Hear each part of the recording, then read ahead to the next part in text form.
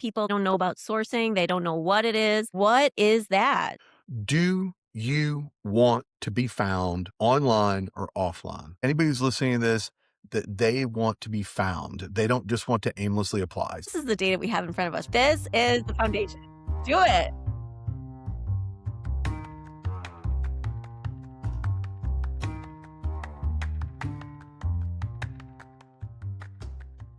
Hello and welcome to another episode of Emily Talks Tech Jobs. Today I'm super excited to be here with Brian Fink. So Brian is a global tech recruiter who's been in the game for nearly 2 decades. He's worked with everyone from startups to Fortune 100 companies that everybody knows, like Twitter, Apple, and McAfee, helping them find top talent in areas like AI, data, and engineering. He's seen firsthand how sourcing actually works and what makes candidates stand out.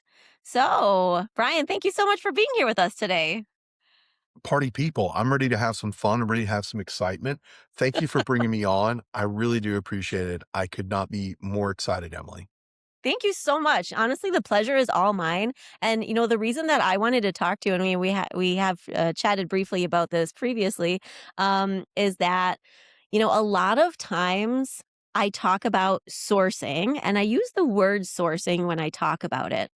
And a lot of times when I see the person, like the job seeker, the candidate sitting across from me, I see their face kind of go blank, like, huh? What is that? So I thought, it makes sense to bring on an absolute sourcing expert to give us the lowdown on what sourcing is, how that works, and why it's important for actually everybody who's, looking for a job right now, and especially in the tech space.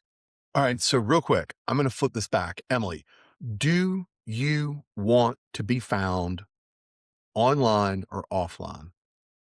It's the same Absolutely. answer, right? Like, Yes. I think anybody who's listening to this, that they want to be found. They don't just want to aimlessly apply. So, what is sourcing? Okay.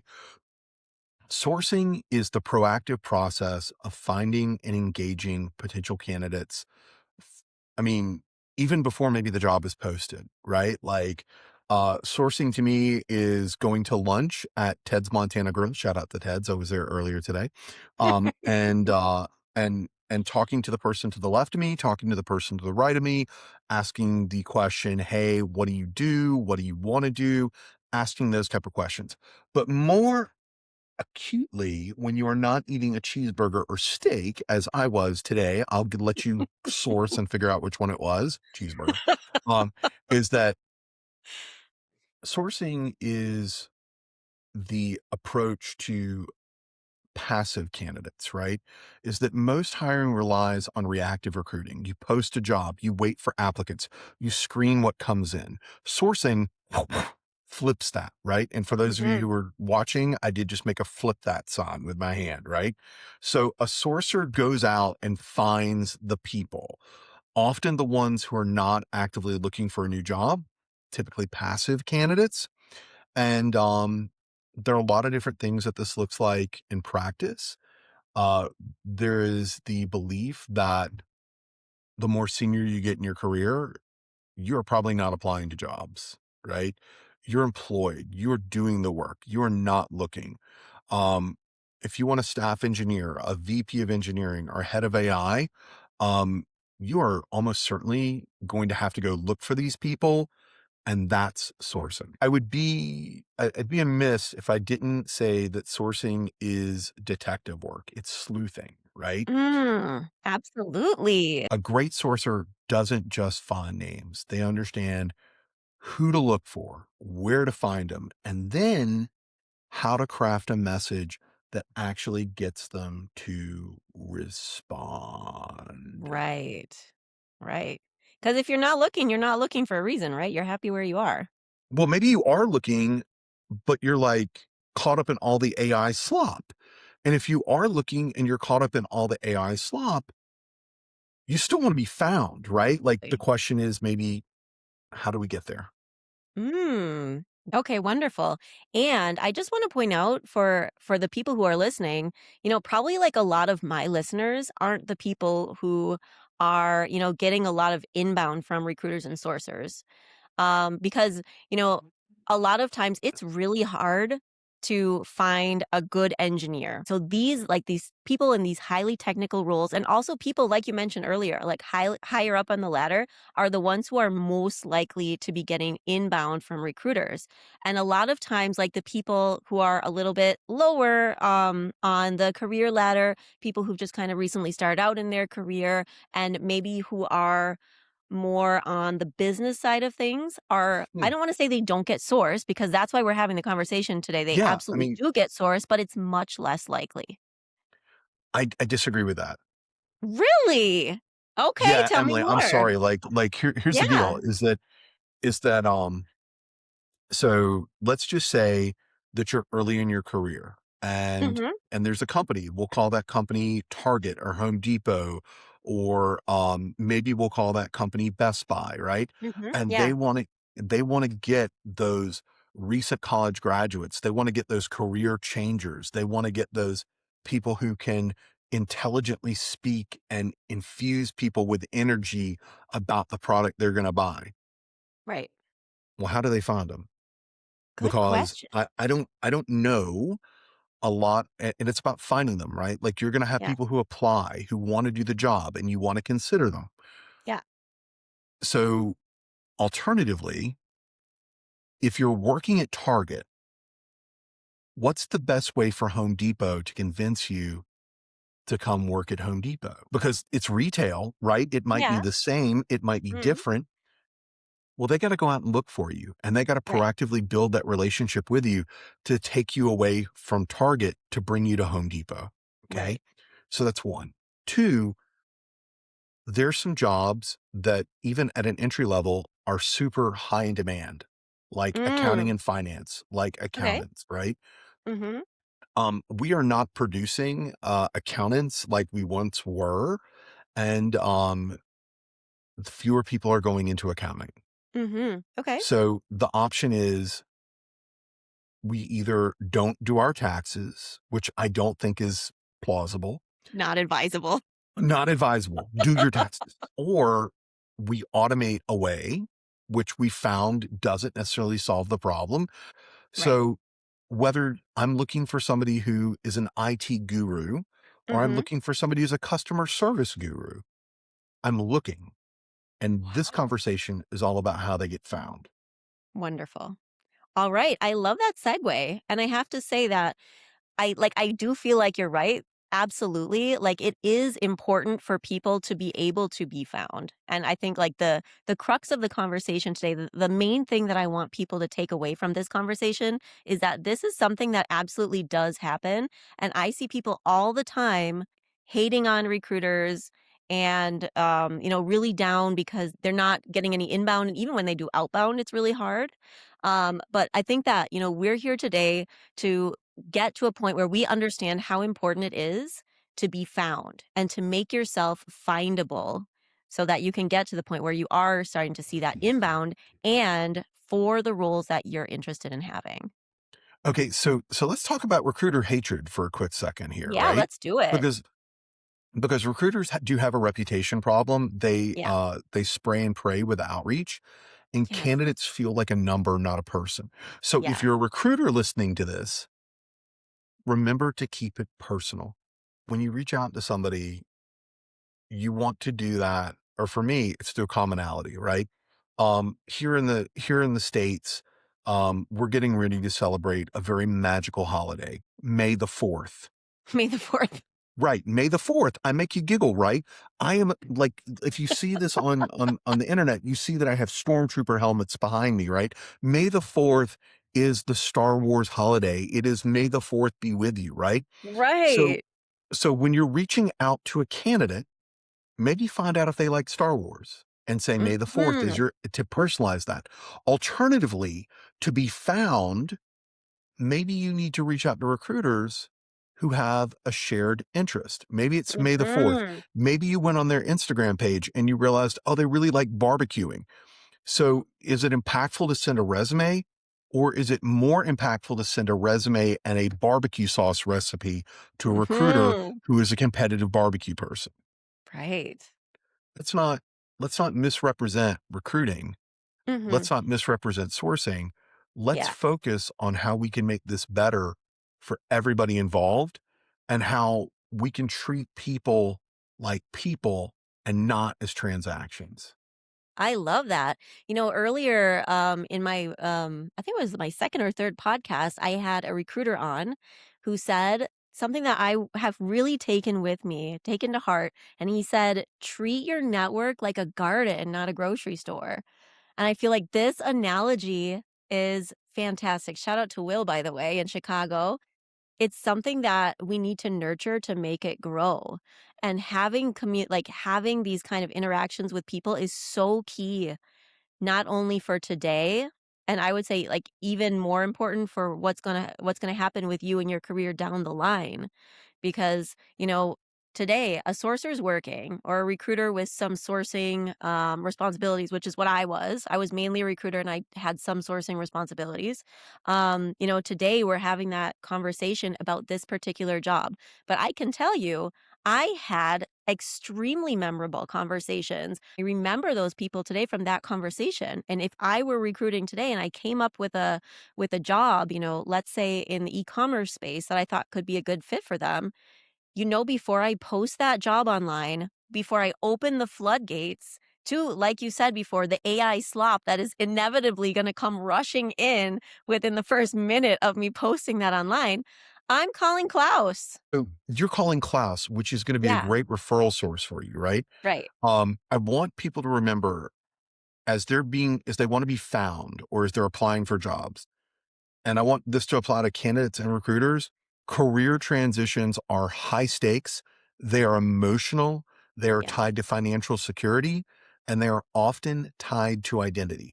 Like in the United States, we have this problem, right? Like Emily, we're like, oh, hey, nice to meet you. What do you do? What do right. you do? Right? Yeah, Um, I do nothing.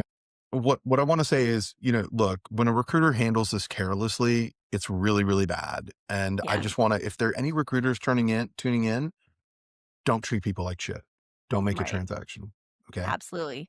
Yeah.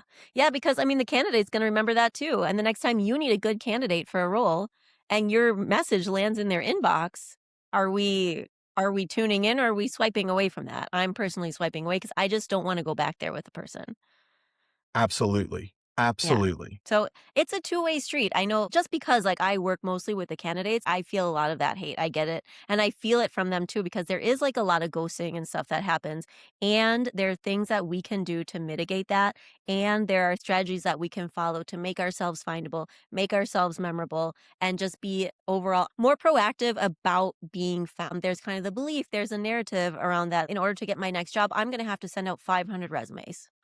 Okay. So I hear that. I've Yeah. seen that. I Yeah. see that on a lot of social networks. The question is, if you're looking for a job, are you looking for a job in secret? Or are you looking for a job where everybody knows? Right. Okay. Yeah. Why would you want to keep that you're looking for a job a secret unless you're employed? Yeah. Understand that, right? Fair You don't enough. want your employer to know I'm looking for a job. Yes. Um, but like if you're looking for a job, everyone that you talk to is a source. Mhm. Everyone. Mm. Okay. Right. And so when you're building your presence online, you are focusing on your brand and your collateral. And that's really what sourcers do. We identify collateral, we identify brand. Okay. Mm. Is that, if you're constantly talking about how you want to be an entrepreneur, that you've got that mindset, maybe you'd be a great salesperson, right? Because you're Yeah. you're motivated to do things beyond your call of duty. Right. If you are a software engineer, are you showing off that you love building software? Are you Mhm. building things inside of GitHub? Mm. Are you sharing all that, right? Yeah. If you're a writer and you're trying to get a job as a copy editor, are you writing good content on Medium, on Facebook, on Twitter or X? Are you writing good content on Substack, right? Yeah. Um, are you posting regularly on LinkedIn, right? Mm. Yeah. Mm. Absolutely. So these are all ways to make yourself findable. Yeah, absolutely. I mean, Mhm. we talked about being findable is that Emily, I think that I'm readily accessible. Like your audience can find me. I go out there with a bazooka and spray content everywhere because I want three things. Okay. Yeah. One, I want to elevate the game of recruiting. Yeah. Two, I want to make recruiters and sourcers better at what they do. Mhm. Three, I want to find candidates. Right. So, I would like to talk a little bit about, actionable steps. There are people there are people who hate LinkedIn. So right now, like I'm focusing with my job seekers, I focus mainly on LinkedIn. Of course, they also need to be going out in their local area and joining meetups. I mean, if you're in a metropolitan area, there's nothing better you could do for your career than like going on like a tech walk, for example, or going What is a to tech an walk? event. Explain that to people. Explain that to people. What A is a tech tech walk walk? is just so it's like a group of people who get up in the morning and they go for a walk. They're all in tech. They go for a walk before work. Okay. Um, Right. and they So just like, chat, and it's not around any particular like, it's just making individual connections with people. It's kind of like a low pressure way to start making connections and having conversations with people. okay. So I do dinners for recruiters, right? Yeah. Um, I have not had to submit a resume for a job because people find me that way, Mhm. right? Yeah. Like do the walk, do the dinner, Yeah. or like this, like maybe you've got a passion for yoga. Okay. Follow me on this one. You've got a Yes. passion for yoga and you've got a passion for project management. Why Okay. don't you find other project managers that are passionate about yoga and project management? In fact, I'm going to tell, I'm going to give away a secret. Do it. All right. So people say, I'm not on LinkedIn. Don't be on LinkedIn. Don't be on LinkedIn. Okay. Yeah. All right. Instead, go to type in the words to your search bar to Google. I love Google. So it's always Google Right. SITE colon Mhm. meetup, meetup.com space yoga space quotation marks project manager, close quotes, and it will bring you back profiles from meetup.com, which is Mhm. about facilitating in real person meetups of people who have profiles that like yoga that are project managers. Right. And that's voice Exactly. search for anybody who's not picking up on that. Yeah. Right. And for everybody who's listening right now, this is why I wanted to talk to Brian, because this is what a sourcer does. A sourcer, like he said, is a detective and knows how to use search terms in a creative way, putting things together that's going to find people who are exactly, more or less on target for what you're looking for. So I do want to get into that. And before we do, I would love to share, what I advise my candidates to do when they're ready to start their job search because I I'd want love them to to hear be that. findable on LinkedIn. Of course, we're doing all the things, right? We're going on the walks, we're going to the yoga meetups, we're posting, we're adding stuff to our GitHub repos and like making it public, right? Awesome. And at the beginning of your job search, I always encourage people to go and look at the job descriptions of the jobs that you want. Like the top jobs that you want. What like a 9 out of 10, a 10 out of 10 for you and see what does it say in those job descriptions? What are the people who are hiring for those roles in particular? What are they looking for? And we need to be making sure that we're giving them that. So we need to make sure that we're like aligned to that on our Let's LinkedIn account. Like this let's is go foundation. further. Let's go further. Let's go Do further, it. Emily. All Yeah. right. All right. Hey everybody. You remember that I said site colon and then gave you meetup.com. Okay. Yes. So we're gonna do the same thing. We're gonna do a similar lesson. Okay. Yes. Yes. Is I'm gonna go site colon linkedin.com/in space quotation marks I'm hiring, and I'm going to say that I'm hiring project managers. So I've got site command linkedin.com/in I'm hiring in quotation marks space Mhm. project manager close quotation marks. All right. This brings up all the people that are hiring on LinkedIn. Amazing. Okay, so real quick, I know that LinkedIn wants you to pay for LinkedIn. Yes. Tell us your secrets, Brian. This just took you into LinkedIn. Do you see that? Yes. Mhm. Okay. This is using Google to go into LinkedIn so that Mhm. you can source your next job opportunity. I'm hiring, I'm hiring, I'm hiring. Down the Right. list it goes, right? Right. Yeah. Absolutely. All right. So that's a little something something. That's a secret sauce right there. Okay. Wonderful. So, yes, make yourself findable and understand how people are looking for you. And that's Brian's specialty. Yeah. So the other thing is that like don't be afraid to tell your story. Is that in the age of AI, and this is one of the reasons why Emily and I connected.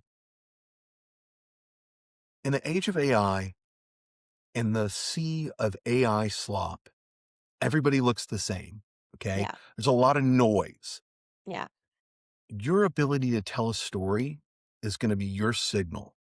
Instead of putting things on your LinkedIn profile, and Emily may have already covered this in another chat, say things like, I saved a company $3 million by reducing fraud and discovering shoplifting in the store floor.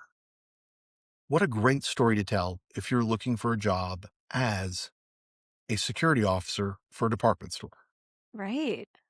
I reduced lines of code from 900 lines of code per syntax to 200 lines of code, reducing the amount of toil that was spent to deliver this application. What a great story to tell. We got to Right. be better storytellers. We got to be great storytellers on Instagram. We got to be Instagram's a great place to tell your story, right? Yes. LinkedIn is a great place to tell your story. Mm, Substack, Twitter, X, TikTok. These are all places that people are looking for you to do your life's work. absolutely. And I like that you mentioned those other platforms. Do you do a lot of sourcing on like other social media platforms or like what are the kind of the main places that you're looking for candidates? My number one source of engineering hire is Instagram DM. Really? Okay, tell me, how do we get there? I've never sourced on Instagram. Okay. Hey guys, remember the psych command? Yeah. Okay. So what we're going to do is we're going to go psych colon Instagram.com space. Mhm. We're looking in San Diego, quotation mark Right. San Diego, right? Right. We're looking for a Java engineer. We're going to put the word Java and we're going to put the word engineer, and it's going to bring back profiles and posts. Mhm. Yeah. Engage on the post. Be like, you're an awesome Java engineer. How did you get started? Okay, that's good. Yeah. Or Instagram DM. Go to the profile, hit the message button, and send them a DM. They're going Hmm. to get the little red dot on their phone. They're going to fill up Right. with joy. They're going to have that endorphin rush, a dopamine hit. Yeah. Boom. Right. Absolutely. They're putting it out there and all of a sudden somebody's picking it up, right? Yes, yes, yes. Yeah. It's all about little breadcrumbs, right? Like, here's the thing is that, Emily, how do you eat an elephant? Are you One asking? bite, one bite at a time. I guess that makes sense. Yes. Okay. How do you bake a loaf of bread? You have lots of different ingredients. You Yeah. have flour, you have yeast, you have eggs, you have milk. Maybe you're getting a little creative, put a little cinnamon in there. I don't know. Yeah. Right. And you're going to put it in the oven and it's going to Yeah. bake. All right. Yeah. Real quick. I don't know if that's a recipe to make bread, but Mhm. it gets us pretty close. Right. Right. Yeah. The strong reality is little steps, little activities that compound one Yes. ingredient after another. Like just because you go and update your LinkedIn profile today isn't going to guarantee that you get a job tomorrow. Right. It's a long game. Absolutely. It's tending that garden, as you said. Right.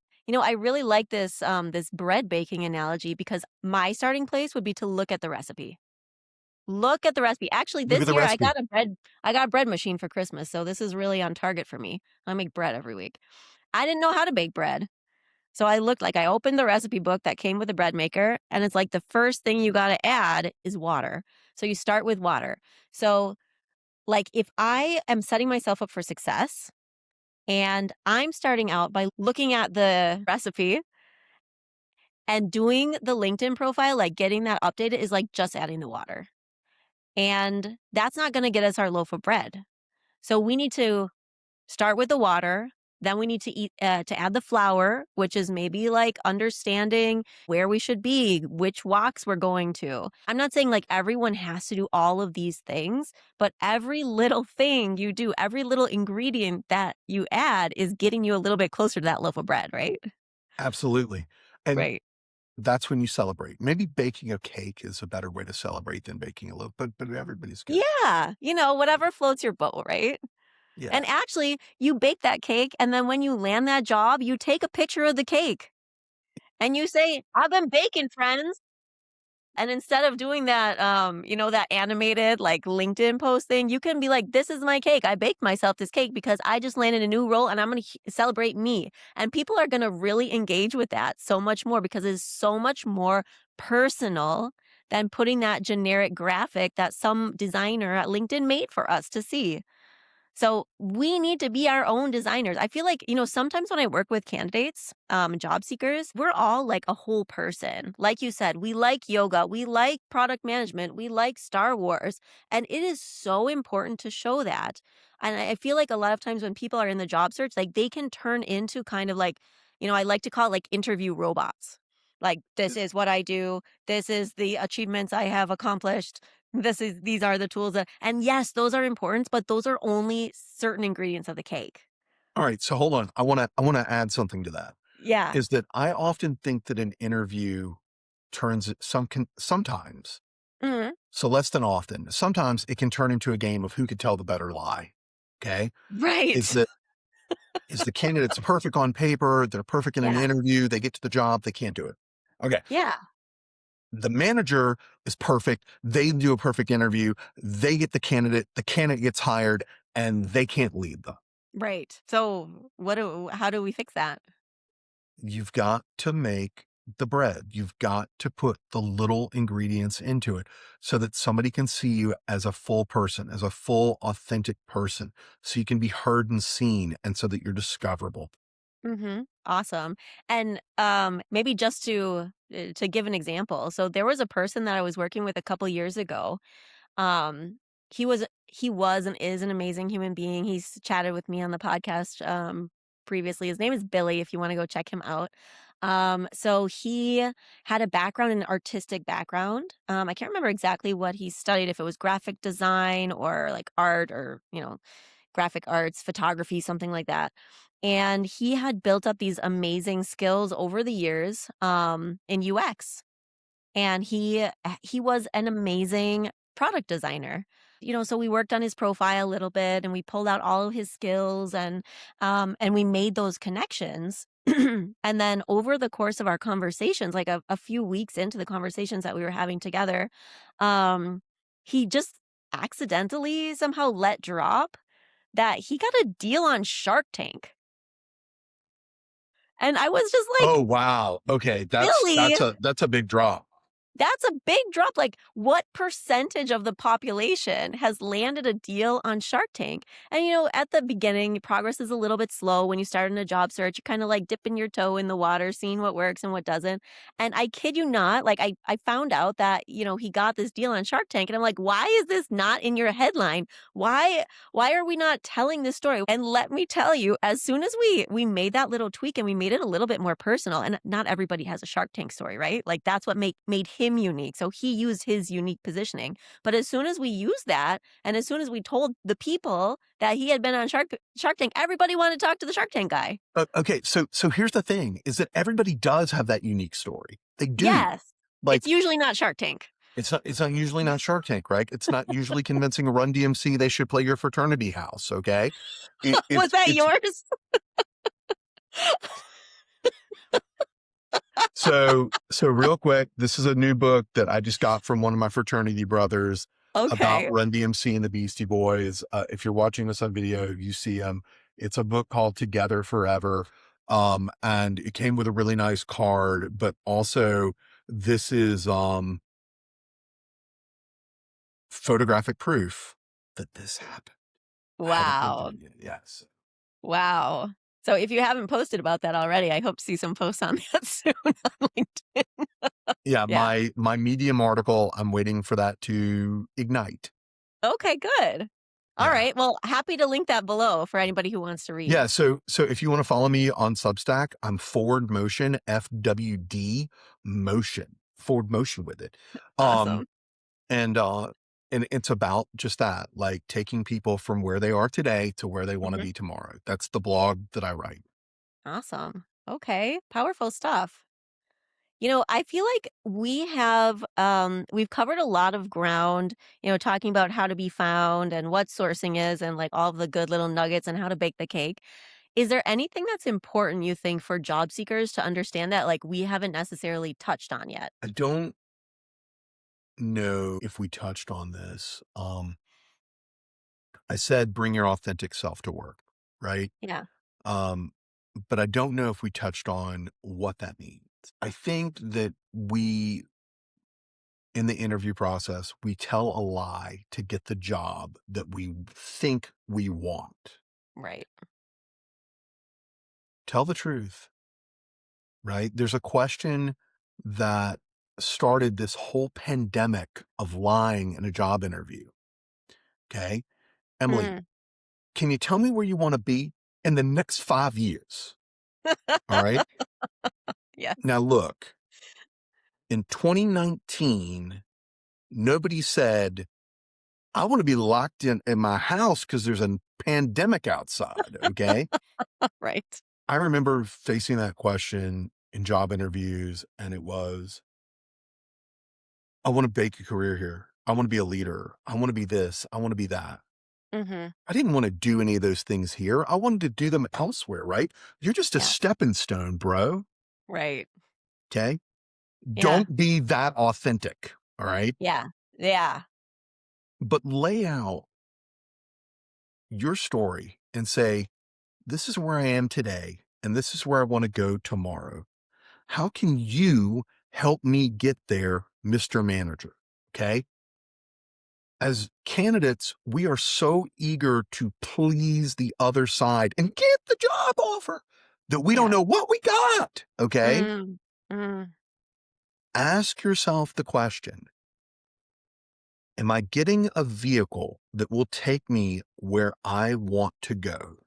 If you think that you want to drive in the Daytona 500, you're going to need a NASCAR grade stock car made by Ford or Toyota or Chevrolet to get you there. Okay. Right. The vehicle to get you to the Daytona 500 is not a moped. That will get Right. you to the parking lot that will get you into the Daytona 500. Right. As But a you have to make spectator. yeah, spectator. Right. You, but nobody, and that's another thing. Nobody should want to be a spectator in their own life, right? Right. We've talked about stories, we talked about storytelling. Is it's important for you to remember you are the star of the story. Mm. Okay. Whether you went on Mhm. Shark Tank, whether you got Run DMC, whether you're a Rush chairman, whether you bake a great cake, Mhm. it's your story. Remember, Yeah. it's your story, and only you can be the star of your story.